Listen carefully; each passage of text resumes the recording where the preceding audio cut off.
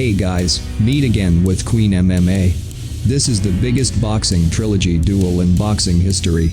Before we continue, don't forget to press the subscribe button and activate the bell for those who haven't, so as not to miss the cool and latest updates from Queen MMA. 5. Evander Holyfield vs Riddick Bowe. The trilogy duel between Riddick Bowe vs Evander Holyfield 3 is referred to as the final chapter, where the match took place on November 4, 1995, and is located at Caesars Palace in Paradise, Nevada. If we assume that Holyfield's toughest opponent is Mike Tyson, maybe you don't know how the fight between Evander Holyfield and Riddick Bowe was. They have met 3 times with 2 defeats for Holyfield. Their first duel was held on November 13, 1992, which ended in a points victory for Riddick Bowe after a full 12 rounds of fighting.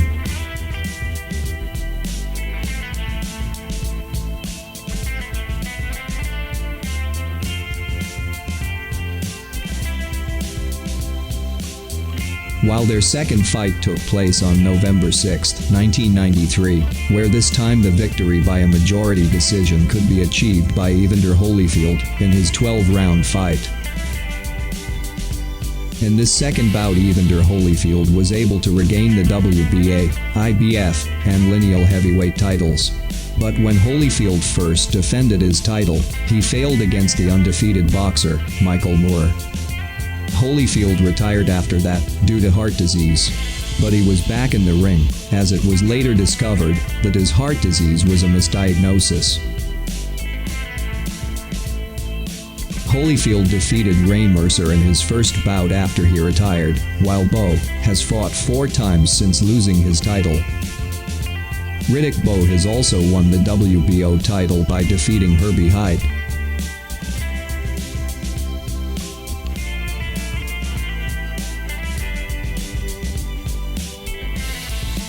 When Bowe and Holyfield met for the 3rd time, Holyfield did not want to compete for the WBO title, as that would have hindered his chances of securing a match for the WBA, WBC, and IBF titles. If their previous 2 fights lasted for a full 12 rounds, the 3rd fight this time will not last that long. That's because Bowe will get the decisive victory via technical knockout in the 8th round later, where Bowe will be the first to beat Holyfield via knockout. Among the boxing trilogy duels, this is probably the most brutal, because each of the fighters will knock the other out. Holyfield, who is suffering from hepatitis A, appeared to be suffering a lot in the 5th round, but was able to bounce back in the 6th round, and was able to knock Bowe down with a punch to the chin. This is the first time Bowe has been dropped in his entire professional career. In the 8th round, Bowe was able to bring down Holyfield once again, but he was able to stand up.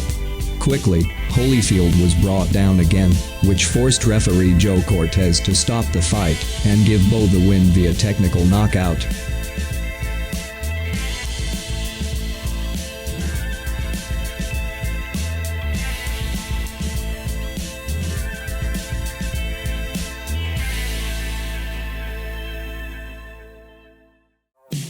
Four. Manny Pacquiao vs Erick Morales. Manny Pacquiao is a great boxer from the Philippines and is famous for his deadly punches. In 24 years of career, Manny Pacquiao has recorded 68 fights with 59 wins, 38 of which were by knockouts, lost 7 and drew 2. Of the 7 defeats of Manny Pacquiao, 1 of them was from Erick Morales. Morales is the first non-Asian boxer to beat Manny Pacquiao. Erick Morales is one of the best boxers Mexico has. From 1997 to 2000, Morales has successfully won 4 world championship belts in 4 different classes. On March 19, 2005, they met at the MGM Grand, Las Vegas, United States. In their first meeting, Morales was more dominant throughout the round. Morales made 265 hits, while Manny Pacquiao landed 217. The data has given Erik Morales a points victory in their first fight.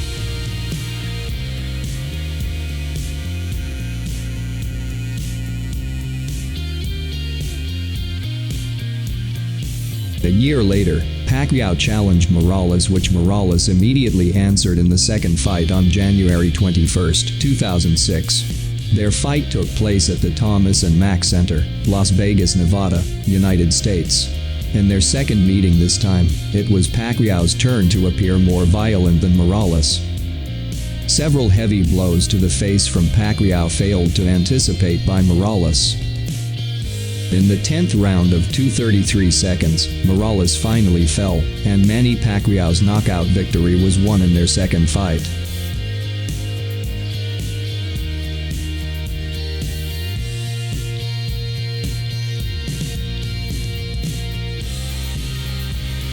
Not wanting to have a draw, the two finally had an agreement to meet for the third time. The match, entitled the Grand Finale, is a super featherweight boxing match.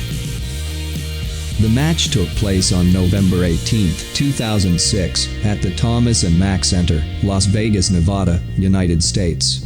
This is the final battle between Manny Pacquiao versus Erick Morales, also marks Pacquiao's return to HBO, and his first fight in a 4-year contract with Top Rank as his promoter. Similar to their second fight, Pacquiao dominated the fight, scoring 3 knockdowns, and was able to knock out Morales in the third round.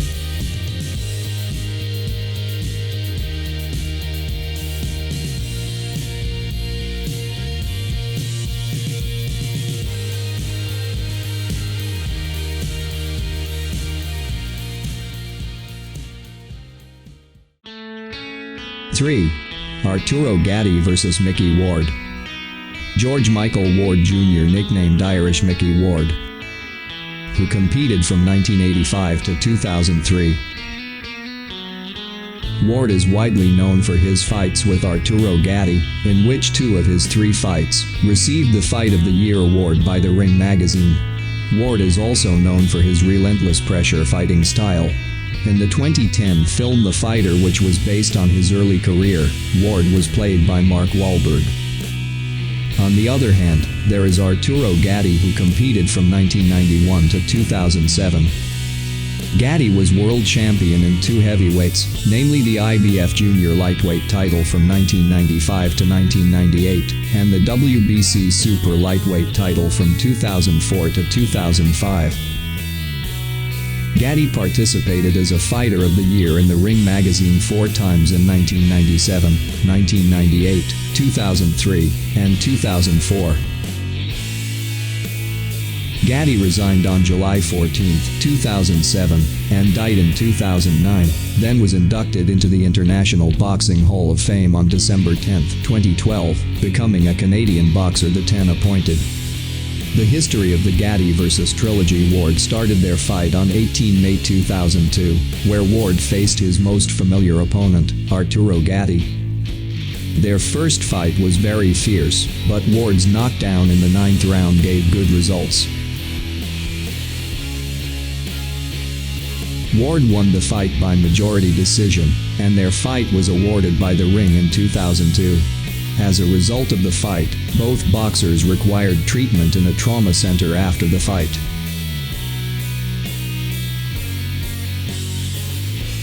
A year has not even been, the two found an agreement to rematch soon.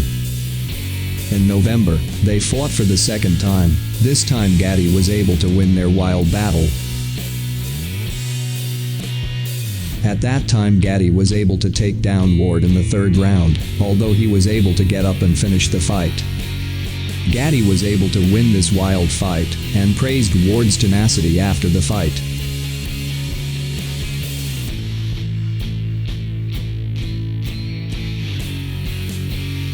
They finally arrived at the fiercest trilogy fight in the entire boxing trilogy, as well as their most profitable fight. The 3rd fight this time was fiercer than the previous fights, where Gatti hit Ward with blows at the beginning, but Ward was able to retaliate and managed to knock out Gatti in the 6th round. Luck favored Gatti, because before the count ended, the bell rang for the end of the round, so Gatti had more time to recover. In the next round, Gatti was able to rise and win the fight by unanimous decision.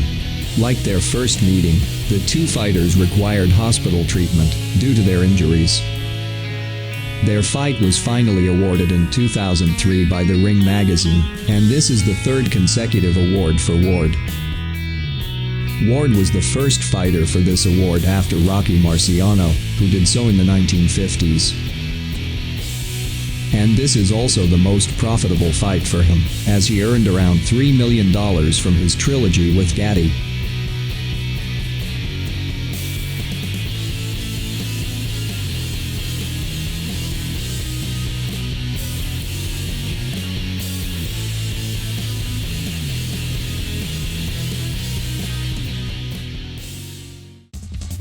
Two. Erick Morales vs. Marco Antonio Barrera. This is one of the most famous boxing trilogy duels in history, which involved two of Mexico's most respected boxers, Marco Antonio Barrera vs. Erik Morales. Morales, who has the WBC title, started the arrangements for the fight between the WBC and the WBO Super Bantamweight title. The fight finally took place on February 19, 2000, at the Mandalay Bay Resort and Casino, Las Vegas, and aired on HBO Boxing. This is the first fight between Erik Morales vs. Marco Antonio Barrera. Morales was declared the winner by split decision, and won the WBO Super Bantamweight title. The fight itself was named Fight of the Year by the Ring magazine in 2000, before being named the best fight of all time that same year.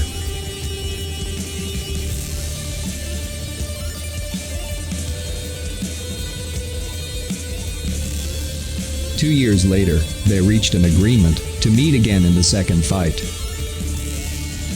Their second fight took place on June 22, 2002, at the MGM Grand Garden Arena, Las Vegas. Seeing the enthusiasm and the large number of spectators in their first fight, finally their second fight was made as pay-per-view. This second fight is often described as the most tactical fight of the trilogy. There were plenty of punches, however, but Barrera fought back with a more technical approach. Morales, opting for a heavier shot, was able to drop Barrera to the canvas in the 7th minute with a stomach kick. However, Morales' punch was disallowed and deemed invalid by referee Jay Nady. In the end, it was Barrera who came out victorious by unanimous decision, and took the WBC featherweight title.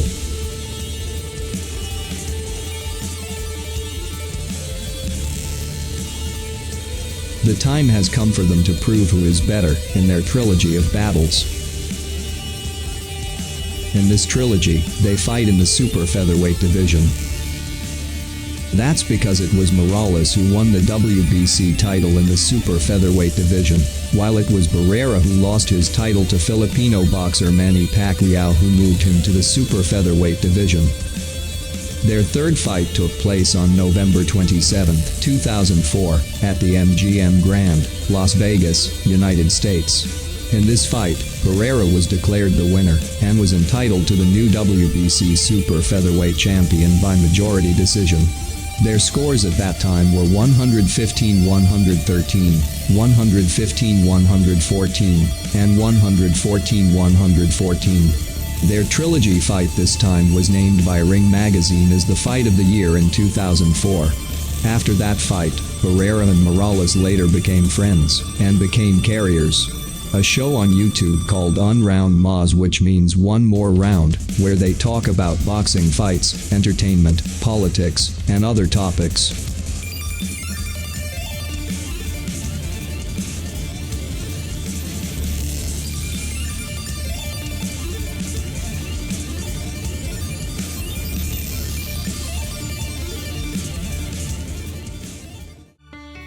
One. Muhammad Ali vs. Joe Frazier. The first fight between Ali and Frazier was promoted as the Fight of the Year, which took place on March 8, 1971, at Madison Square Garden, New York. The nickname Fight of the Century was no joke. It was because this was the first time two undefeated heavyweights had fought each other. Frazier, who at that time was the defending champion with a 26-0 record with 23 knockout wins, fought against Muhammad Ali, a challenger with a 31-0 record with 25 knockout wins. Ali was previously a champion, but had to lose his title because of his refusal to conscript for the Vietnam War. Ali's throne was then occupied by Frazier by winning an elimination battle against Buster Mathis and Jimmy Ellis. This match became even bigger because of the different political stances, where Ali was seen as a symbol of the anti-establishment left wing, while Frazier was pro-Vietnam War. In the fight, Ali dominated in the first 3 rounds, but after that he was troubled by Frazier, especially by body punches. The end of the fight for 15 full rounds was won by Joe Frazier by unanimous decision.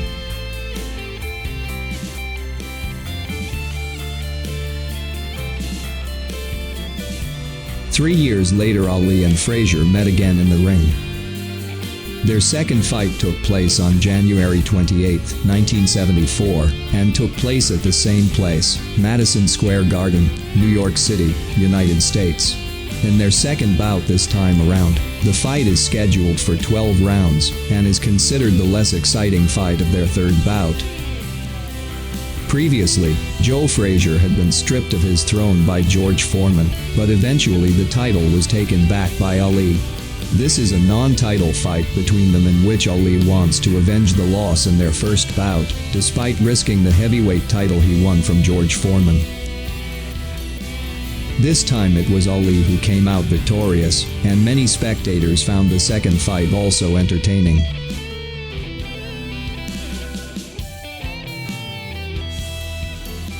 Until October 1, 1975, they met again for the third time at Araneta Coliseum, Philippines. Their third fight, titled Thrilla in Manila, refers to Ali's words, namely Killa and a Thrilla and a Chilla, when I get that gorilla in Manila. This was the beginning of the war of nerves that Ali launched, by calling Frazier the gorilla. This third fight is considered the culmination of the Ali vs. Frazier, and is considered one of the best fights in boxing history. In this fight, Ali came out victorious via knockout, and won 2-1 over Frazier. Ali appeared sharper at the beginning of the fight by relying on foot agility and hand speed. Ali's attack was also not only a punch, but also a mockery towards Frazier. In excellent condition and physically fit, Ali talked a lot in the third round. In the 10th and 11th rounds, Ali used his speed, continuing to dance and throwing combination punches at Frazier that left Frazier's face livid at the end of the round, including causing Frazier's eyes to swell and leaving only a small gap to see. The next round, Frazier could barely see anymore, where it was found out later, Frazier's left eye had cataracts, with a badly injured right eye, which means Frazier was blind during the last round. Frazier's coach decided to stop the fight at the break of the 15th round, where Frazier tried to protest and rejected the decision. But in the end, Ali was declared victorious in the fight.